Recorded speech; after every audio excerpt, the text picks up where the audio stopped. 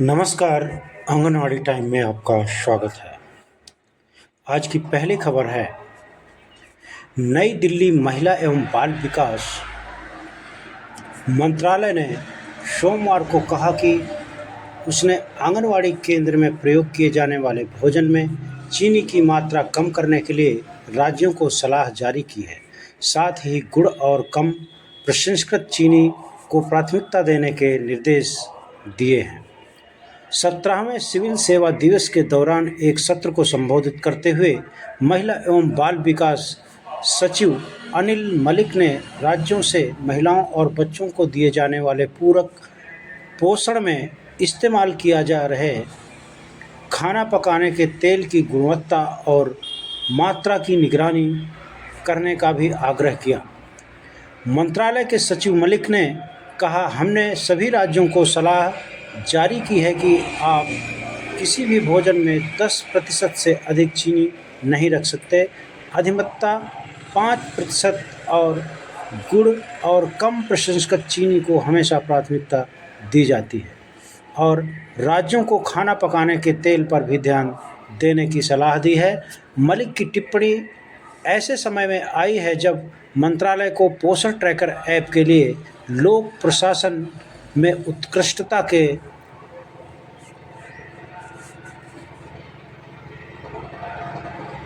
लिए प्रधानमंत्री का पुरस्कार मिला है, जो एक डिजिटल उपकरण है जिसने पूरे भारत में पोषण और प्रारंभिक बचपन देखभाल सेवाओं के वितरण में वास्तविक समय की निगरानी ला दी है। कार्यान्वयन में आ रही बाधाओं पर एक सत्र के दौरान एक प्रश्न का उत्तर देते हुए उन्होंने कहा कि बुनियादी ढांचे की कमी एक बड़ी चिंता बनी हुई है। उन्होंने कहा, यह कार्यक्रम 50 वर्षों से चल रहा है, लेकिन अभी भी एक लंबा सफर तय करना है। हर आंगनवाड़ी केंद्र में शौचालय, पीने के पानी की सुविधा, रसोई, पोषण गार्डन, यहाँ तक कि बिजली भी नहीं है। उन्होंने कहा कि देश में 1.4 मिलियन से अधिक आंगनवाड़ी केंद्रों के साथ मंत्रालय राज्यों के साथ मिलकर यह सुनिश्चित करने के लिए काम कर रहा है कि अगले 2 से 3 वर्षों के भीतर हर केंद्र में 4 महत्वपूर्ण सुविधा स्वच्छता, स्वच्छ पानी, खाना पकाने के लिए बुनियादी ढांचा और बिजली उपलब्ध हो। उन्होंने कहा कि स्थायी बुनियादी ढांचे की कमी खासकर शहरी क्षेत्र में एक चिंता का विषय है। उन्होंने कहा, केवल लगभग 70%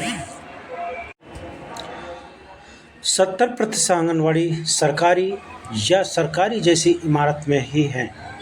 बाकी ज़्यादातर शहरी क्षेत्र में किराए के परिसर हैं जहां भूमि और निर्माण लागत अधिक है, लेकिन हम अपने स्वयं के भवन बनाना पसंद करेंगे जहां बच्चे और महिलाएं सुरक्षित और घर जैसा महसूस करें।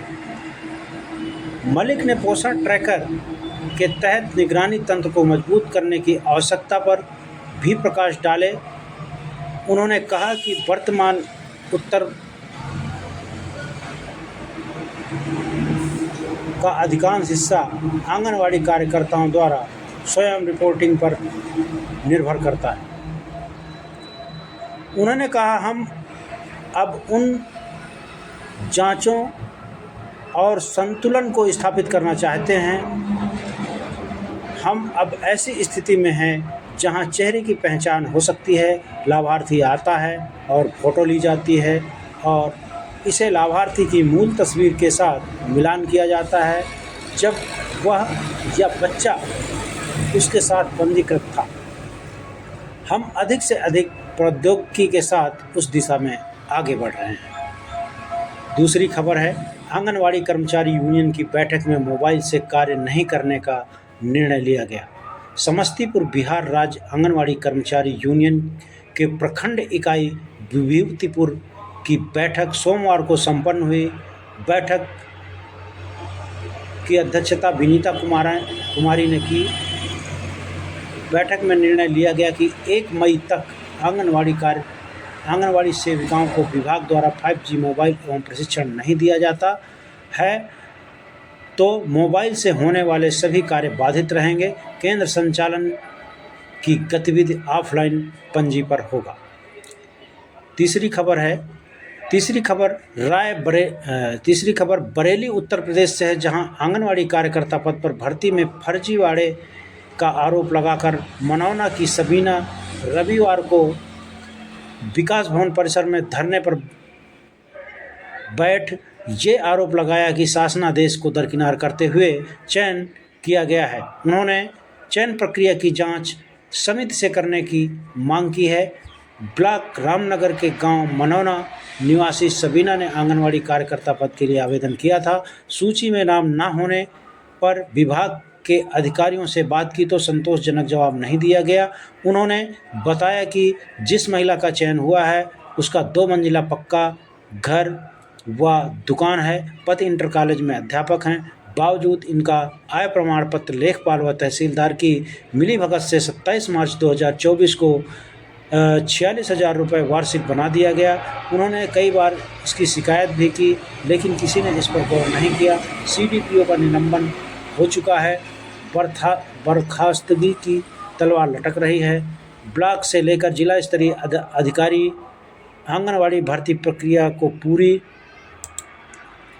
तरह से निष्पक्ष बता रहे हैं। CDPO का रुपए लेते हुए वीडियो वायरल होने के बाद में भर्ती प्रक्रिया पर सवाल खड़े हो रहे हैं। वीडियो का संज्ञान लेकर CDPO को निलंबित भी किया जा चुका है। उप निदेशक मुख्यालय को इसकी जांच सौंपी गई है।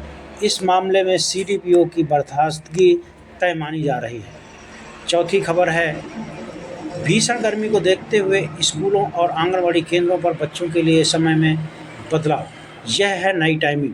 राजस्थान के दौसा जिले में भीषण गर्मी के कारण स्कूल और आंगनवाड़ी केंद्रों के समय में बदलाव किया गया है। अब स्कूल सुबह 7:30 बजे से 11 बजे तक और आंगनवाड़ी केंद्र 7:30 बजे से लेकर 10:30 बजे तक संचालित होंगे। पोषाहार और दूध 10:30 बजे से पहले देना होगा। सरकारी विद्यालयों में मिड डे मील संचालन वाले विद्यालयों में मिड डे मील भोजन और दूध पिलाने की व्यवस्था प्रातः 10:30 बजे से पूर्व की जाएगी। विद्यालय के शैक्षणिक और गैर शैक्षणिक कर्मी अपने निर्धारित पूर्ववृत्त विभागीय समय अनुसार विद्यालय में अपनी उपस्थिति देना सुनिश्चित करेंगे। उन्होंने बताया कि निर्देशों की अवहेलना करने वाले राजकीय और गैर राजकीय विद्यालयों के विरुद्ध नियमानुसार कार्यवाही अमल में लाई जाएगी। पांचवी खबर है, बाल विकास की 45 बोरी राशन की चोरी मामले में CDPO सुपरवाइजर और 17 आंगनवाड़ी कार्यकर्ताओं से पूछताछ।